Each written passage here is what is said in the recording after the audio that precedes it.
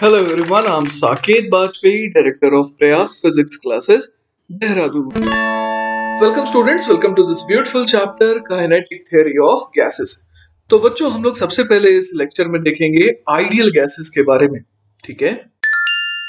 तो देखिए बच्चों, एक्सपेरिमेंटर्स ने क्या पाया है, उन्होंने पाया है कि if we confine 1 mole samples of various gases in boxes of identical volume and hold the gases at the same temperature, मतलब आप अगर अलग अलग गैसेस को है ना डब्बे में बंद करें जिनका वॉल्यूम सेम हो और उनको आप सेम टेम्परेचर में रख दें, तो ये पाया गया कि जो मेजर्ड प्रेशर है वो उनमें ऑलमोस्ट क्या आ रहा था, सेम आ रहा था। और अगर आप डेंसिटी कम कर दें, है ना, तो ये जो डिफरेंसेस है they actually tended to disappear. और साथ ही साथ further experiments show that at low enough densities all real gases tend to obey the relation PV equal to nRT, जो कि किस नाम से जाना जाता है, as the ideal gas law, ठीक है। तो बच्चों यहां पर ध्यान दीजिएगा कि ये जो P है वो एब्सोल्यूट प्रेशर है, N number of moles of gas present है और T जो है वो टेम्परेचर इन केल्विन्स है। साथ ही साथ ये जो सिंबल R है, it is a constant called the gas constant that has the same values for all gases, है ना, और R की वैल्यू होती है 8.31 जूल पर मोल पर केल्विन। नेक्स्ट बच्चों, अब हम लोग चर्चा करने वाले हैं एक और कांस्टेंट की जिसका नाम है बोल्ट्जमैन कांस्टेंट और इसे डिनोट किया जाता है स्मॉल k से, ठीक है। तो ये k की वैल्यू देखिए क्या होती है, this is capital R upon Na। Na यहाँ पर एवोगाड्रोस नंबर है ना, जिसकी वैल्यू होती है, एवोगाड्रो नंबर की वैल्यू होती है 6.02 into 10 to the power 23 पर मोल, और R की तो वैल्यू अभी अभी हम लोगों ने देखी। तो इस तरीके से K की वैल्यू आ जाती है 1.38 into 10 to the power minus 23 joule पर केल्विन। क्लियर है ये बात। तो अगर हम लोग है ना PV इक्वल टू nRT को थोड़ा मॉडिफाई करें तो वो कन्वर्ट हो जाता है PV इक्वल टू NKT में, जहां पर N जो है वो नंबर ऑफ मॉलिक्यूल्स हो जाते हैं, ठीक है। तो देखते हैं बच्चों किस तरीके से ये PV इक्वल टू NKT आया। हम लोग जानते हैं PV is equal to small n into R into T होता है, जहां पर N होता है नंबर ऑफ मोल्स। तो अगर मैं LHS और RHS दोनों को ही है ना, अगर मैं दोनों को ही Na से है ना, Na से क्या कर दूं, Na से डिवाइड कर दूं, ठीक है। तो देखिए यहां पर क्या आ जाएगा, यहां पर आ जाएगा PV is equal to N into Na, ठीक है, multiplied by R upon Na को हम लोगों ने K कहा है, तो यहां पर मैं K लिख देता हूं इंटू T। अब ये N इंटू Na का मतलब क्या हुआ, N हो गया नंबर ऑफ मोल्स और कैपिटल N A हो गया एवोगाड्रोस नंबर। तो ये जो प्रोडक्ट है ये बेसिकली क्या बन गया, नंबर ऑफ मॉलिक्यूल्स। तो यहां से हमारे पास आ गया PV equal to N K T के बराबर, ठीक है। तो अब देखने वाले हैं बच्चों की इस आइडियल गैस लॉ की मदद से, है ना, we can deduce many properties of the ideal gas in a simple way. लेकिन बच्चों इस चीज का ध्यान रहे कि आइडियल गैस जैसा कि नाम है ना, आइडियल गैस एक एक हाइपोथेटिकल कॉन्सेप्ट है ना, although there is no such thing in nature as a truly ideal gas, लेकिन जो रियल गैसेस है they approach the ideal state at low enough densities, that is under conditions in which their molecules are far enough apart that they do not interact with one another। तो इस चीज को समझिएगा, है ना, हम लोग क्या कहते हैं कि रियल गैस आइडियल गैस को कब अप्रोच कर रहा है, जब मॉलिक्यूल्स जो है वो इतने दूर हैं कि वो लोग जो है एक दूसरे से इंटरैक्ट नहीं कर पा रहे, ठीक है। Thus the ideal gas concept allows us to gain useful insights into the limiting behavior of real gases, ठीक है। चलिए बच्चों, तो काइनेटिक थ्योरी ऑफ गैसेस को समझने के लिए जो असम्पशंस यूज किए गए पहले हम लोग उनको देख लेते हैं ना। तो पहला असम्पशन है all gases are made of molecules moving randomly in all directions, है ना, वो हर डायरेक्शन में मूव करते हैं, ऑलराइट। सेकंड असम्पशन है the size of a molecule is much smaller than the average separation between the molecules, ठीक है। तो जो मॉलिक्यूल्स का साइज है वो बहुत छोटा है किसके कंपैरिजन में, average separation between the molecules. The molecules exert no force on each other or on the walls of the container, सिर्फ collision के वक्त ये इस पर force लगाएगा, ठीक है। All collisions between two molecules or between a molecule and a wall are perfectly elastic, ठीक है, हम लोग सारे कोलिजन्स को कैसा लेंगे, परफेक्टली इलास्टिक लेंगे। Also the time spent during a collision is negligibly small. इसके अलावा बच्चों ये भी एज्यूम किया जाएगा कि जो मॉलिक्यूल्स हैं दे ओबे न्यूटन्स लॉज ऑफ मोशन। अब बच्चों आ जाते हैं आखिरी असम्पशन में, जो कि क्या कहता है कि when a gas is left for sufficient time, है ना, तो वो स्टेडी स्टेट में आ जाता है। अब देखिए स्टेडी स्टेट में आने का मतलब क्या हुआ, the density and the distribution of molecules with different velocities, ये किस बात पे डिपेंड नहीं करेगा, on position, direction and time. ठीक है, this assumption may be justified if the number of molecules is very large। तो बच्चों अब जब हम लोगों ने सारे के सारे assumptions को स्टडी कर लिया है, तो चलिए हम लोग यहाँ पर रिजल्ट्स को डिराइव करते हैं। तो रिजल्ट्स को डिराइव करने के लिए सबसे पहले हमारे को क्या assume करना है कि एक क्यूबिकल बॉक्स है और उसकी जो लेंथ है एज की वो L है ना, और यहाँ पर n moles of an ideal gas है, और यहाँ पर हम लोग एक मॉलिक्यूल को देखने वाले हैं जिसका मास कितना है, स्मॉल m है, और उसकी वेलोसिटी v वेक्टर है, और वो अभी किसके साथ कोलाइड करने वाला है, विद द शेडेड वॉल, और इस वॉल की एरिया ऑब्वियसली की कितनी होगी, L स्क्वायर हो जाएगी। क्लियर है ये बात। यहां पर बच्चों आप एक डैश्ड लाइन देख पा रहे हैं, ये dash line actually normal to the shaded wall है। क्लियर है ये बात। तो हम लोग इस डायरेक्शन को एक्स एक्सिस कह रहे हैं, ये वाई एक्सिस हो गया और ये जेड एक्सिस हो गया। क्लियर है। The molecules of gas in the box are moving in all directions and with various speeds, bumping into one another and bouncing from the walls of the box like balls in a racquetball। ठीक है, हर जगह collision होता जा रहा है। We ignore for the time being collisions of the molecules with one another and consider only elastic collisions with the walls। है ना, फिलहाल हम लोग यही assumption ले रहे हैं कि ये जो मॉलिक्यूल है ये किसके साथ टकराने वाला है, वॉल के साथ टकराने वाला है। फिलहाल ये किसी और मॉलिक्यूल के साथ टकराने वाला नहीं है। ठीक है, तो देखिए बच्चों यहाँ पर हम लोग क्या देख पा रहे हैं, ये गैस मॉलिक्यूल देख पा रहे हैं जिसकी मास m है और वेलोसिटी v वेक्टर है, और ये अब कोलाइड करने वाला है इस शेडेड वॉल के साथ। Because we assume that any collision of a molecule with the wall is elastic, when this molecule collides with this shaded wall, the only component of its velocity that is changed is the x component। obvious है कि यहाँ पर इस wall की वजह से इस molecule पर जो फोर्स लगेगा वो सिर्फ x के अलोंग होगा, तो वेलोसिटी का सिर्फ x कंपोनेंट ही चेंज हो सकता है।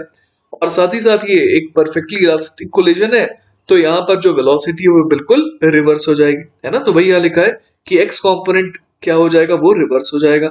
This means that the only change in the particle's momentum is along the x-axis।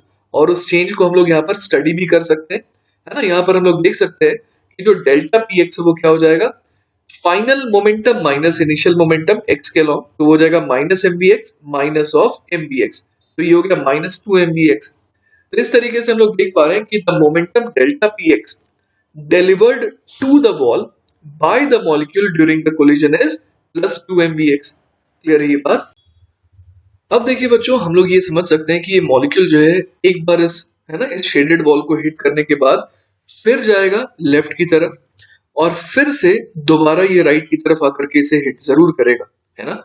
The time delta t between collisions is the time the molecule takes to travel to the opposite wall and back again, मतलब कि total distance कितनी travel कर रहा है वो, L जाने में L आने में, मतलब कि 2l। और इस डायरेक्शन में हम लोग देख पा रहे हैं कि उसने 2l डिस्टेंस ट्रैवल करा, और साथ ही साथ इस डायरेक्शन में उसकी स्पीड हमेशा कितनी थी, वो थी vx। तो ये डेल्टा टी टाइम कितने के बराबर हो जाएगा, distance upon speed, that is 2l upon vx। अब एक चीज का ध्यान दीजिएगा बच्चों कि note that this result holds even if molecule bounces off any of other walls along the way, because those walls are parallel to x and so can not change vx। है ना, हो सकता है कि ये इस शेडेड वॉल से opposite wall जाने के दौरान ऊपर या नीचे या फिर सामने या पीछे वाले वॉल को हिट किया हो, पर वो उसके x कंपोनेंट वाले वेलोसिटी में चेंज नहीं ला सकती है। तो इस वजह से हम लोग देख पा रहे हैं कि ये डेल्टा टी जो है वो 2l by vx ही आएगा।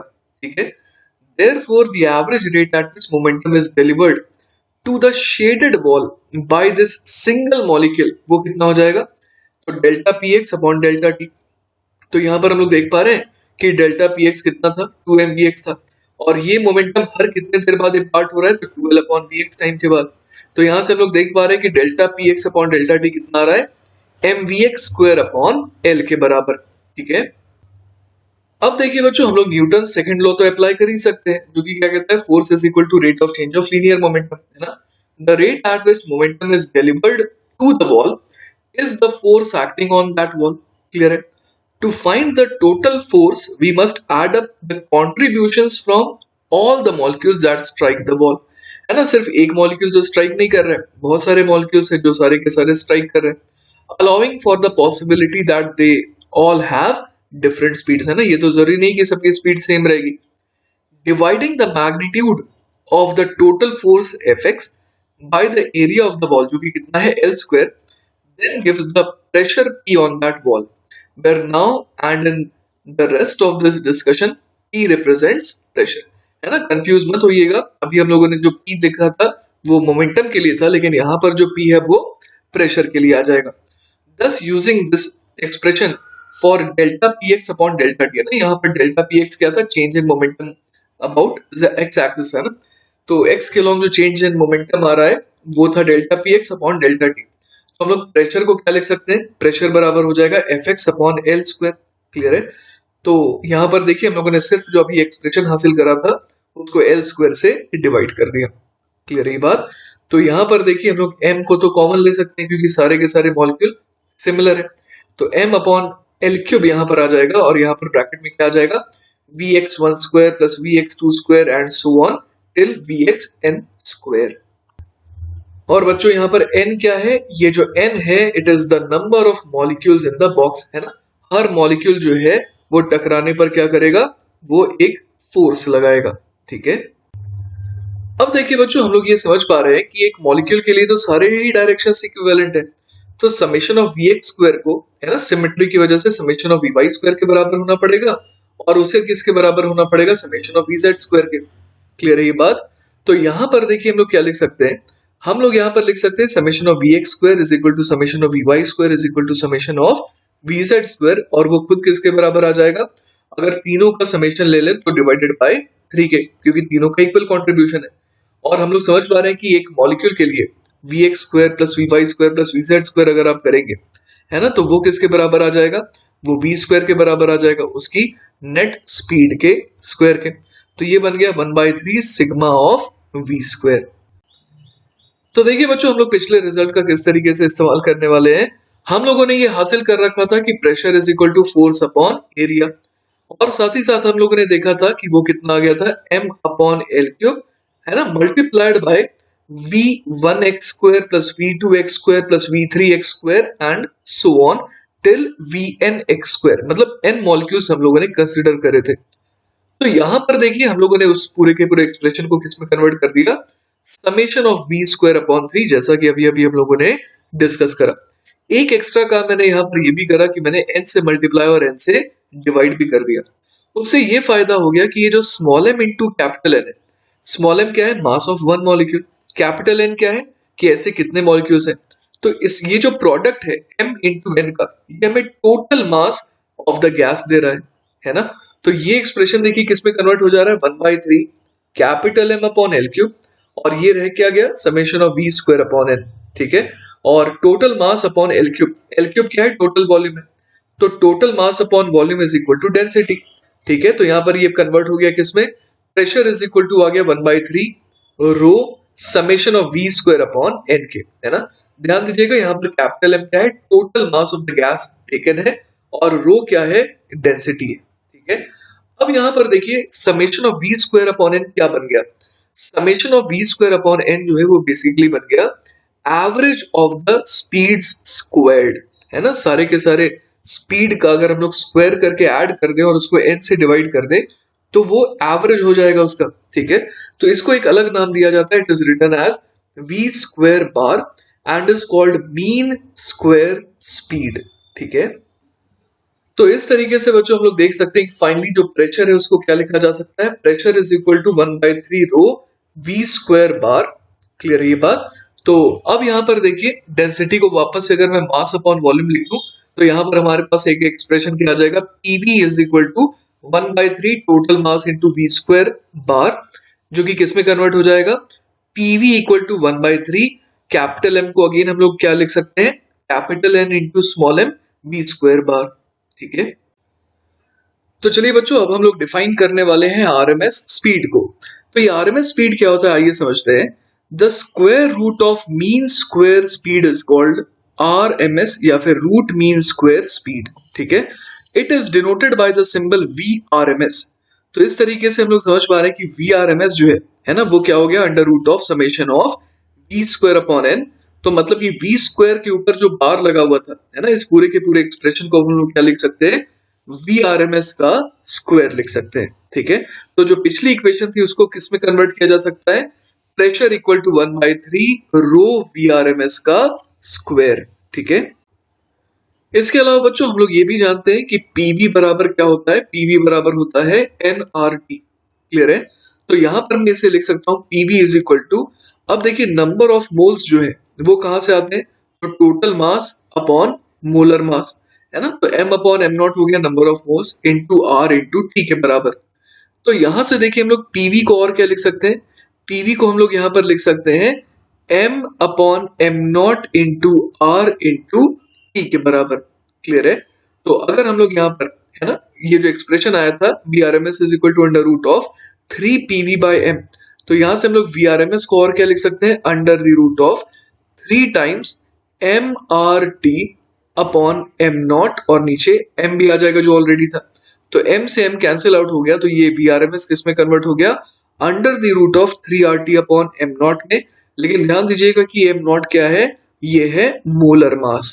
ऑलराइट, तो अब बच्चों अगर हम लोग कैलकुलेशन करें तो हम लोग ये हासिल करेंगे कि for hydrogen molecules at room temperature मतलब 300 kelvin, the RMS speed is 1920 metre per second या फिर लगभग 4300 माइल्स पर आवर, जो कि फास्टर है देन अ स्पीडिंग बुलेट।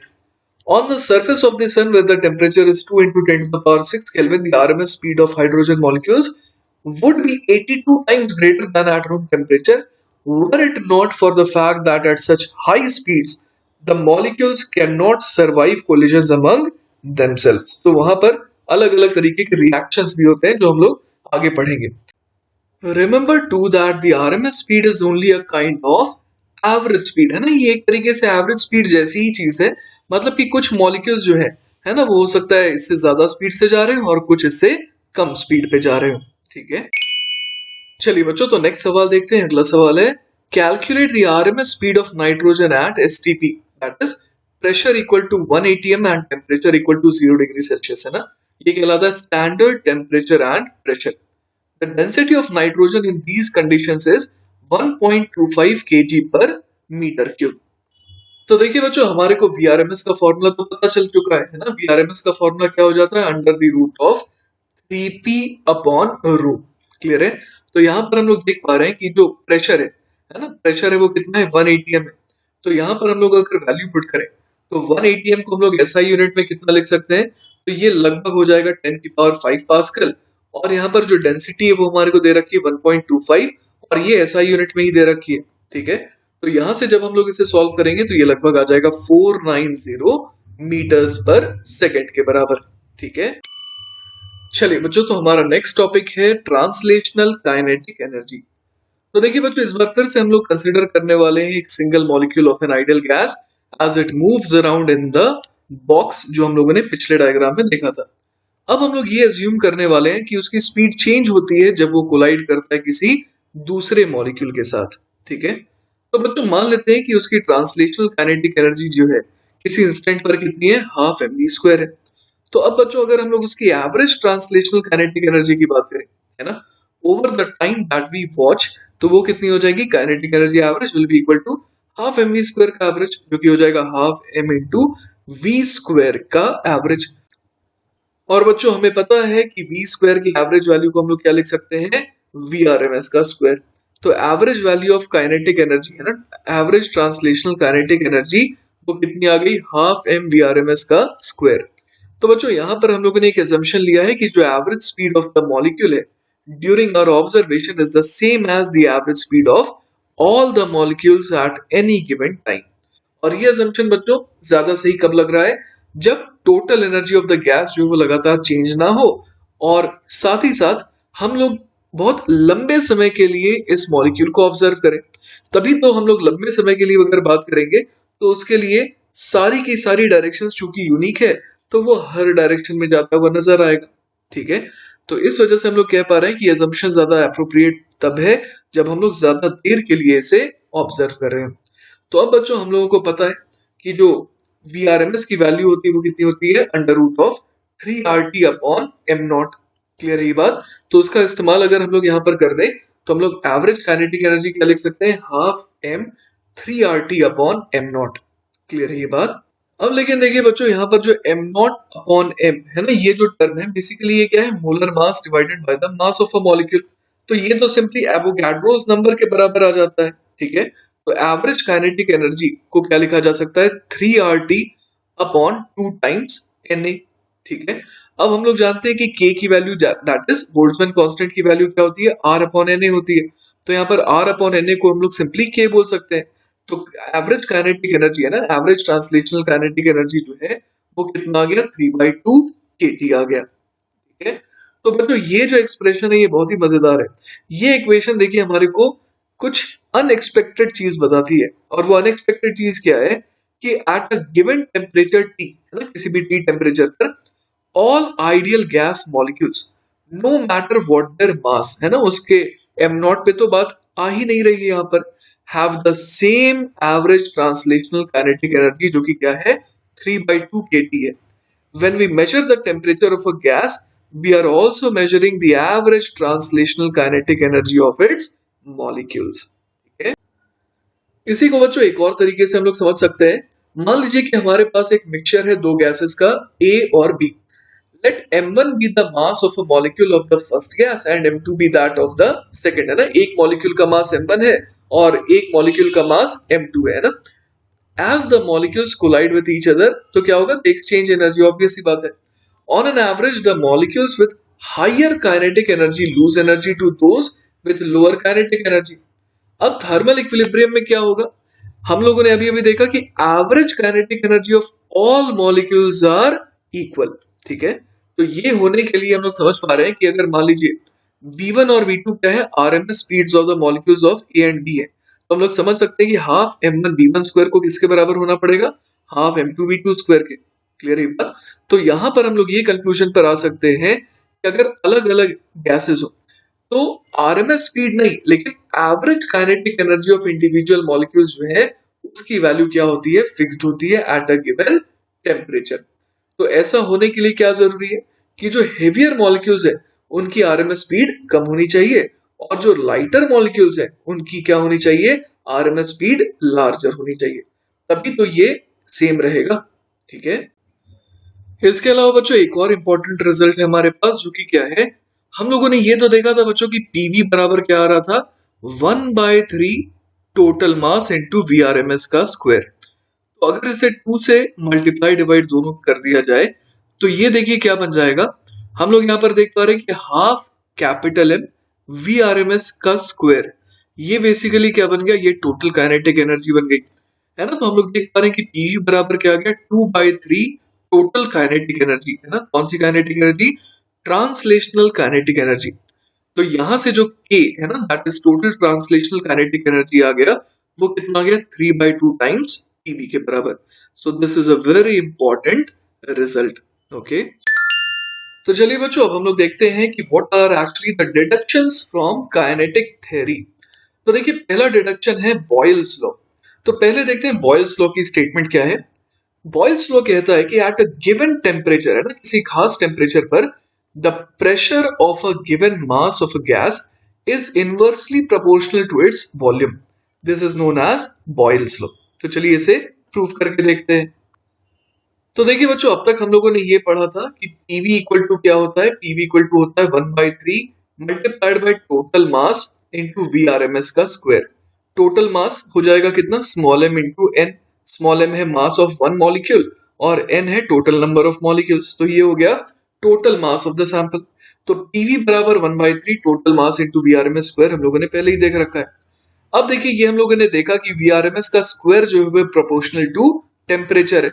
तो इसका मतलब कि हम लोग यहाँ पर लिख सकते हैं कि VRMS का square is constant at a given temperature. ठीक है, also for a given mass of the gas M and N are constants.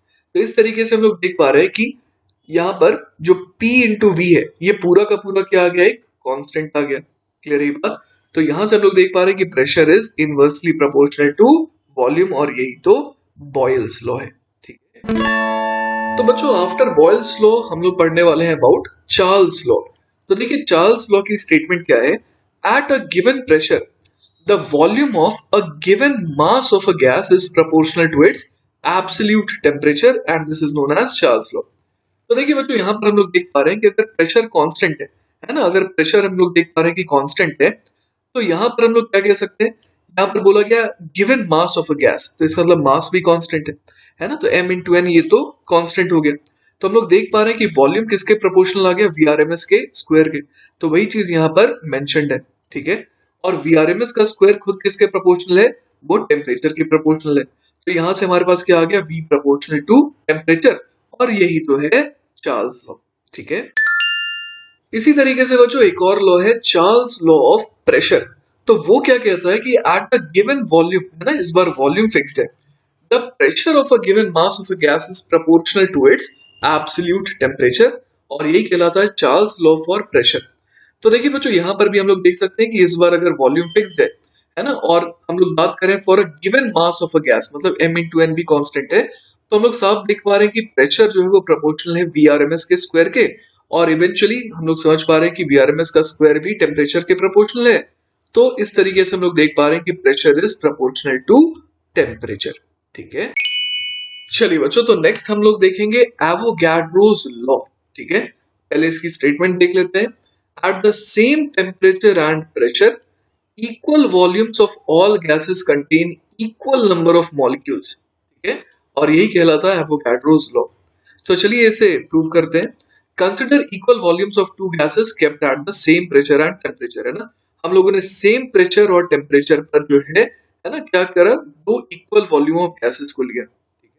अब यहाँ पर कुछ अजम्पशन है, जैसे कि M1 क्या कहा गया, मास of a molecule of the first gas, उसी तरीके से M2 है mass of a molecule of the second gas, N1 है number of molecules of the first gas, N2 है number of molecules of the second gas, P जो है वो common pressure of the two gases है, और V क्या है, common volume of the two gases है। तो देखिए बच्चों हमारे को ये पता है कि PV बराबर क्या होता है, 1/3 टोटल मास इंटू VRMS का स्क्वायर। तो यहाँ पर हम लोग देख पा रहे हैं कि पहले वाले गैस के लिए क्या लिख सकते हैं, PV बराबर 1/3 N1 M1 V1 स्क्वायर, और इसी तरीके से दूसरे गैस के लिए लिख सकते हैं PV बराबर 1/3 N2 M2 into V2 square. यहाँ पर V1 V2 क्या है, RMS speeds of the molecules of the first and second gas respectively है। तो यहाँ से हम लोगों को क्या मिल जा रहा है, प्रेशर और वॉल्यूम तो हम लोगों ने दोनों के लिए सेम रखा है ना। तो यहाँ पर हम लोग देख पा रहे हैं कि N1 M1 V1 square is equal to N2 M2 V2 square, यहाँ तक तो हमारे पास आ गया। ठीक है, अब एक और चीज देखिए कि टेम्परेचर ऑफ द गैसेस तो हम लोगों ने क्या रखा, बिल्कुल सेम रखा है। तो average kinetic energy of the molecules उसको क्या होना पड़ेगा, सेम होना पड़ेगा। ठीक है, तो इसका मतलब हाफ small m1 V1 square has to be equal to half small m2 into V2 square. Clear है ये बात। तो अगर हम लोग इस एक्सप्रेशन को देखें तो M1 V1 square M2 V2 square के बराबर आ गया। ठीक है, तो क्या बच गया, N1 और इधर N2, तो इसका मतलब N1 को N2 के बराबर तो होना ही पड़ेगा इस तरीके से। चलिए बच्चों तो नेक्स्ट हम लोग बात करने वाले हैं Dalton's law of partial pressure की। तो बच्चों ये जो लॉ है वो क्या कहता है, it says that the pressure exerted by a mixture of several gases equals the sum of the pressures exerted by each gas occupying the same volume as that of the mixture। तो देखिए बच्चों ये क्या कहना चाह रहा है कि अगर हमारे पास एक मिक्सचर हो सेवरल गैसेस का, तो उसकी वजह से जो प्रेशर आएगा वो किसके बराबर आएगा, अगर हम लोग, है ना, अगर हम लोग क्या करें कि instead of having a mixture हम लोग एक एक करके वहां पर गैसेस को रखें। जैसे कि मान लीजिए गैस नंबर 1 को रखा उसी चेंबर में, तो प्रेशर लेटर से P1 आया, फिर उस गैस को हटा करके उसी चेंबर में हम लोगों ने अलग टाइप के गैस को रखा, तो प्रेशर इस बार P2 आया।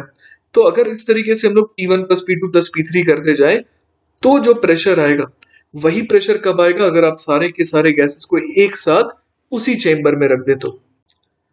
बच्चों आपको याद होगा हम लोगों ने काइनेटिक थ्योरी ऑफ गैसेस में ये पढ़ा था कि जो pressure exerted by a gas on the walls of a container आ रहा है वो किसकी वजह से आ रहा है, कोलिजन की वजह से। किसके कोलिजन की, मॉलिक्यूल और वॉल के बीच के कोलिजन की। The total force on the wall is the sum of the forces exerted by the individual molecules. बिल्कुल सही बात है। अब मान लीजिए यहाँ पर टाइप 1 यानी गैस 1 के N1 मॉलिक्यूल्स है, टाइप 2 या फिर गैस 2 के N2 मॉलिक्यूल्स हैं एंड सो ऑन। तो हम लोग यहाँ पर देख पा रहे हैं कि total force on a wall of surface area A है ना, वो किस तरीके से हम लोग निकाल सकते हैं। तो वो देखिए हम लोग बोल सकते हैं टोटल फोर्स जो है वो हो जाएगा force by N1 molecules of gas 1 plus force by N2 molecules of gas 2 and so on. Force को इस तरीके से हम लोग ऐड कर सकते हैं। ठीक है, तो प्रेशर कितना हो जाएगा, pressure will be equal to F1 upon A plus F2 upon A and so on. ठीक है, अब मान लीजिए कि उस मिक्सचर को हटा करके हम लोग सिर्फ वहां पर पहले वैरायटी के गैस को रख दें, तो क्या होगा, उसके पास N1 मॉलिक्यूल्स थे, तो वो कितना प्रेशर एक्सर्ट करेंगे ऑन दैट वॉल, तो वो हो जाएगा F1 अपॉन A के बराबर। ठीक है, इसी तरीके से दूसरे के केसेस में हम लोग समझ पा रहे हैं F2 अपॉन A आएगा, F3 अपॉन A आएगा। तो बड़े आराम से हम लोग कंपेयर करके देख पा रहे हैं कि जो टोटल प्रेशर है वो कितने के बराबर आ गया, P1 plus P2 plus P3 and so on. ठीक है, तो चलिए बच्चों अब हम लोग आइडियल गैस इक्वेशन को डिराइव करने की कोशिश करेंगे using kinetic theory of gases. तो देखिए बच्चों हम लोग क्या करने वाले हैं, हम लोग एक सैंपल लेने वाले हैं आइडियल गैस का at pressure P, volume V और टेम्परेचर T। अब जैसा कि हम लोगों ने पहले भी लिया था, स्मॉल m क्या है, मास ऑफ ईच मॉलिक्यूल है, और V जो है वो RMS speed of the molecules है। अब देखिए बच्चों यहाँ पर हम लोग VTR से डिनोट कर रहे हैं RMS speed of the gas at the triple point, जो कि है 273.16 केल्विन। क्लियर है बात। तो देखिए बच्चों PV बराबर हम लोग लिख सकते हैं 1/3 into total mass into V square. Total मास कितना हो जाएगा, N इंटू M, है ना। यहाँ पर कैपिटल N क्या है, number of molecules. Let P and V be the pressures of the gas and the RMS speed of the molecules at temperature T respectively, है ना। तो P और V क्या है, मान लीजिए कि टेम्परेचर T पर ये प्रेशर है गैस के और RMS speed of the molecules है। ठीक है, let PTR and VTR be the values of these quantities at temperature 273.16 Kelvin, keeping the volume V the same as that at T, है ना। तो हम लोगों ने T टेम्परेचर पर प्रेशर को P कहा और VRMS को V कहा। अब अगर हम लोग 273.16 केल्विन की बात करें तो उस समय प्रेशर जो है वो TTR है और जो VRMS है वो VTR है। ठीक है, और हम लोग वॉल्यूम को सेम रख रहे हैं। तो देखिए बच्चों हम लोग जानते हैं PV बराबर क्या लिखा जा सकता है, 1/3 total mass into V square. तो उसी तरीके से अगर प्रेशर की वैल्यू PTR है और VRMS की वैल्यू VTR है, तो हम लोग एक और इक्वेशन लिख सकते हैं ना, PTR इंटू V बराबर 1/3 टोटल मास इंटू VTR का स्क्वायर। तो देखिए बच्चों इन दोनों को अगर हम लोग डिवाइड कर देंगे तो हमारे पास P अपॉन PTR क्या आ जाएगा, V स्क्वायर अपॉन VTR का स्क्वायर। अब देखिए बच्चों यहाँ पर हम लोग कह सकते हैं कि जैसा कि हम लोग जानते हैं कि VRMS का स्क्वायर जो है वो एब्सोल्यूट टेम्परेचर के प्रोपोर्शनल होता है। तो V square upon VTR square will be equal to T upon 273.16 kelvin. तो यहाँ से P अपॉन PTR भी क्या आ गया, T अपॉन 273.16 केल्विन के बराबर आ गया। ठीक है, तो यहाँ से देखिए हम लोग और क्या कह सकते हैं, हम लोग कह सकते हैं कि टेम्परेचर कितना आ गया, T 273.16 केल्विन अपॉन VTR का स्क्वायर मल्टीप्लाइड बाय V का स्क्वायर। तो बच्चों जैसा कि हम लोग देख पा रहे हैं VTR क्या है, RMS speed of the molecules है एक खास टेम्परेचर पर, जो कि 273.16 kelvin, and hence is a constant for a given gas. बिल्कुल सही बात है ना। अब जो है यहाँ पर हम लोग देख सकते हैं कि V स्क्वायर है ना, V स्क्वायर क्या बन गया था, VTR का square upon 273.16 kelvin multiplied by temperature. तो अब देखिए बच्चों आपको ध्यान होगा कि PV बराबर क्या था, PV बराबर था 1/3 into total mass that is N into M into V square. ठीक है, अब V स्क्वायर की वैल्यू हम लोगों ने क्या रख दी, VTR square upon 273.16 kelvin multiplied by T। Clear है ये बात। अब देखिए बच्चों एक मजेदार चीज हम लोग यहाँ पर देखने वाले हैं, और वो क्या है कि ये जो 1/2 स्मॉल m VTR का स्क्वायर, ये जो टर्म होता है ये क्या कहलाता है, average kinetic energy of a molecule at the triple point 273.16 kelvin, है ना। क्योंकि 1/2 into small m into VTR square तो यही बन जाएगा। As the average kinetic energy of a molecule is the same for all gases, है ना। ये किस गैस के लिए बात कर रहे हैं इस पे जो भी डिपेंड नहीं कर रहा है ना, एट अ फिक्स टेम्परेचर। तो 1/2 small M V T R square ये क्या हो गया, एक यूनिवर्सल कांस्टेंट हो गया, जैसा कि हम लोगों ने अभी अभी देखा था। तो इसी तरीके से हम लोग कह सकते हैं कि the quantity in bracket in equation 2 अब is also a universal constant, मतलब ये पूरा का पूरा जो है, ये जो ब्रैकेट के अंदर टर्म है, ये पूरा का पूरा क्या हो गया, एक यूनिवर्सल कांस्टेंट हो गया। तो अगर इस पूरे के पूरे टर्म को अगर मैं के कह दूं, है ना, और उस के का नाम क्या है, बोल्ट्जमैन कांस्टेंट है, तो ये इक्वेशन किस में कन्वर्ट हो जाएगी, पीवी इक्वल टू एन के टी में। और साथ ही साथ हम लोग यहाँ पर और क्या लिख सकते हैं, हम लोग यहाँ पर लिख सकते हैं कि capital N that is total number of molecules, वो किसके बराबर आ जाएगा, number of moles into Avogadro's number. तो अगर मैं small N into N A कर दूं किसे, कैपिटल एन को, है ना, तो हम लोग यहाँ देख सकते हैं कि एन ए इंटू के ये क्या बन जाएगा, ये कैपिटल आर बन जाएगा, और जिसे हम लोग क्या कहते हैं, यूनिवर्सल गैस कांस्टेंट कहते हैं। तो यहाँ पर अब अगर मैं के एन ए को कंबाइन कर दूं तो वो क्या बन जाता है, वो आर बन जाता है, ठीक है। तो पीवी बराबर एनआरटी, यही तो है आइडियल गैस इक्वेशन। चलिए बच्चों, तो हमारा नेक्स्ट टॉपिक है the distribution of molecular speeds. तो देखिए बच्चों, अभी तक हम लोगों ने root mean square speed that is VRMS के बारे में आइडिया लिया है, और वो जो स्पीड है VRMS, it gives us a general idea of molecular speeds in a gas at a given temperature, है ना। अलग अलग टेम्परेचर पर हम लोग देख पाते हैं कि वीआरएमएस की वैल्यू अलग अलग आती है। लेकिन बच्चों हम लोग और भी ज्यादा चीजें जानना चाहते हैं, जैसे कि what fraction of the molecules have speeds greater than the RMS value, है ना, क्या फ्रैक्शन है जिसकी स्पीड आरएमएस से ज्यादा होती है। what fraction have speeds greater than twice the RMS value। तो इस तरीके के डिटेल्ड क्वेश्चंस के अगर आंसर्स देने हैं तो we need to know how the possible values of speeds are distributed among the molecules, ठीक है। तो देखिए बच्चों, in 1852 Scottish physicist James Clerk Maxwell first solved the problem of finding the speed distribution of gas molecules. His result, known as Maxwell's speed distribution law, वो क्या कहता है, ये देखते हैं। यहाँ पर हम लोग देख पा रहे हैं कि एक बहुत ही मजेदार सी इक्वेशन है ना। यहाँ पर ध्यान दीजिएगा बच्चों कि जो कैपिटल एम है ना, वो molar mass of the gas है। आर तो हम लोग जानते ही हैं गैस कांस्टेंट है। टी जो है वो टेम्परेचर है ना, and V is the molecular speed.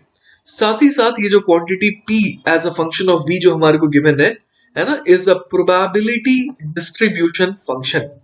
तो हम लोग यहाँ पर ऐसे समझ सकते हैं कि फॉर एनी स्पीड V, ये जो प्रोडक्ट है PV इंटू DV का, एक डायमेंशनलेस क्वांटिटी आती है जो हमें क्या बताता है, the fraction of molecules with speeds in the interval DV centred on speed V। तो आइए इसको मैं अच्छे से एक्सप्लेन कर देता हूँ, ठीक है। तो देखिए बच्चों, पीवी एक तरीके से क्या होता है, ये होता है dn अपॉन dv, और यहां पर आ जाता है 1 अपॉन n।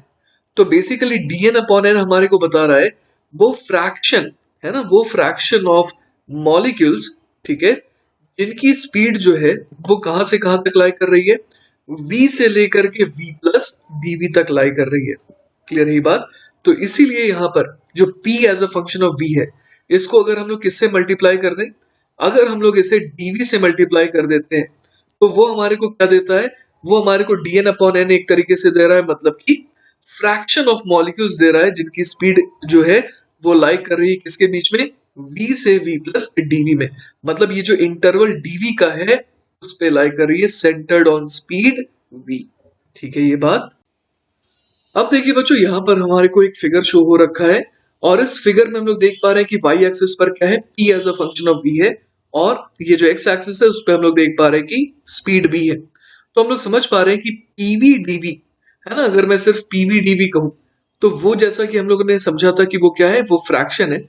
तो it is actually equal to the area of a strip with height pv and width dv। अब अगर हम लोग total area under the distribution curve की बात करें तो वो हमारे को क्या देगा, the total area under the distribution curve corresponds to the fraction of the molecules whose speeds lie between 0 and infinity। इसका मतलब सारे के सारे कवर हो गए, है ना। तो वही यहाँ लिखा है कि all molecules fall into this category, so the value of this total area is unity, है ना। तो इसीलिए इंटीग्रेशन ऑफ pv dv, है ना, ये क्या हो जाएगा, 0 से इंफिनिटी तक 1 के बराबर आ जाएगा, है ना।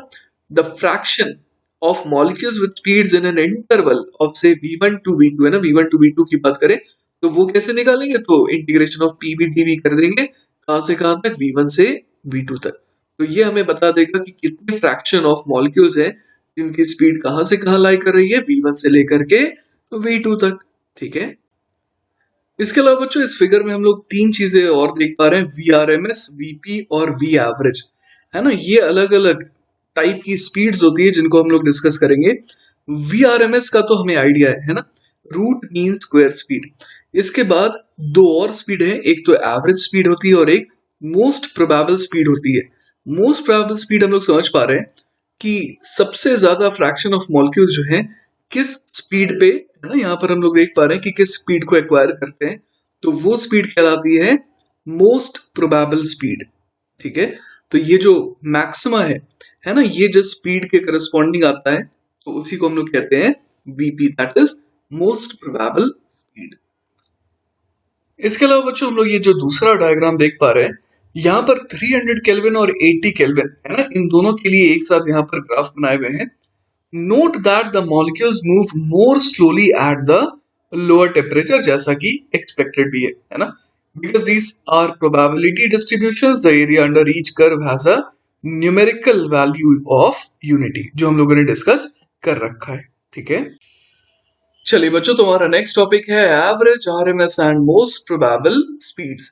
तो सबसे पहले हम लोग निकालेंगे बच्चों average speed, that is V average of the molecules in a gas. तो देखिए बच्चों, हम लोग V average that is average speed की कैलकुलेशन किस तरीके से करने वाले हैं। हम लोग यहाँ पर जानते हैं कि p as a function of v को अगर dv से मल्टीप्लाई करते हैं तो ये हमें क्या देता है, ये हमें देता है फ्रैक्शन ऑफ मॉलिक्यूल्स जिनकी स्पीड कितनी है, जिनकी स्पीड जो है वो v है। क्लियर है ये बात। तो बच्चों इस फ्रैक्शन को अगर मैं v से मल्टीप्लाई कर दूं, है ना, और फिर अगर हम लोग इसे इंटीग्रेट कर दें तो आपको ये समझ में आ जाना चाहिए कि अपने को क्या मिल जाएगा, अपने को v एवरेज मिल जाएगा। आप इसे ऐसे भी समझ सकते हैं कि यहां पर जो pv dv इंटू v है, तो ये क्या बन गया, ये बन गया dn, ठीक है, dn upon n dv multiplied by dv into v। तो बेसिकली ये क्या बन गया, ये बन गया v into dn upon n, और हम लोग यहाँ पर इंटीग्रेट कर रहे हैं, डिनोमिनेटर में तो n जो है वो तो कांस्टेंट है, तो इंटीग्रेशन ऑफ v dn हमें क्या दे दे रहा है, हमें समेशन ऑफ प्रोडक्ट ऑफ दे दे रहा है, किस चीज का, स्पीड इनटू कितने मॉलिक्यूल्स की स्पीड भी है। ठीक है, तो आप समझ पा रहे हैं कि हमारे को यहाँ पर क्या मिल जा रहा है, हमारे को यहाँ पर वी एवरेज मिल जा रहा है। क्लियर है ये बात। तो बच्चों जो फंक्शन हम लोगों ने देखा था p as a function of v, उसको अगर यहाँ पर पुट करते हैं और सॉल्व करते हैं, इंटीग्रेट करते हैं 0 से इंफिनिटी तक, तो v एवरेज की वैल्यू आती है under root of 8RT upon pi m। Clear है ये बात। इसी तरीके से बच्चों हम लोग क्या निकाल सकते हैं, एवरेज किसका, of the square of the speeds, मतलब v स्क्वायर का एवरेज निकाल सकते हैं, और v स्क्वायर का जो एवरेज है वो निकालने के लिए हमें बस यहाँ पर v स्क्वायर को pv dv से मल्टीप्लाई करना पड़ेगा, तो ये 3RT बाय m आ जाएगा, है ना। और इस तरीके से VRMS कितना आ जाता है, under root of 3RT upon m, है ना, इसी को RMS स्पीड कहते हैं। इसी तरीके से बच्चों एक और स्पीड होती है, that is most probable speed, मतलब VP। It is the speed at which PV is maximum, है ना। तो बच्चों ये जो ग्राफ है इसमें हम लोगों ने देखा था कि जहां पर P as a function of V जो है वो मैक्सिमम आता है, तो उसके करस्पॉन्डिंग जो स्पीड है उसको हम लोग क्या कहते हैं, उसको कहते हैं VP, that is most probable speed. ठीक है, तो वही देखिए यहाँ पर लिखा है कि to calculate VP we set dt by dv equal to 0, मतलब कि स्लोप ऑफ द कर्व जो है it is 0 at the maximum of the curve, और उस v के करस्पॉन्डिंग जो है ना, हमारे को स्लोप क्या मिलता है, मैक्सिमम मिलता है, तो वही स्पीड v क्या कहलाती है, मोस्ट प्रोबेबल स्पीड, और उसकी वैल्यू कैलकुलेट करने पर आती है under the root of 2RT upon m। तो ये बात हम लोग समझ पा रहे हैं कि molecule is more likely to have speed Vp than any other speed, but some molecules will have speeds that are many times Vp। Clear है ये बात। तो बच्चों इसी के साथ हमारा ये जो लेक्चर है ये खत्म होता है। आई होप आपको चीजें अच्छे से समझ में आई होंगी। इन केस अगर कोई डाउट फिर भी रह जाता है then feel free to contact me, I will be very happy to help you. Take care बच्चों, बाय बाय।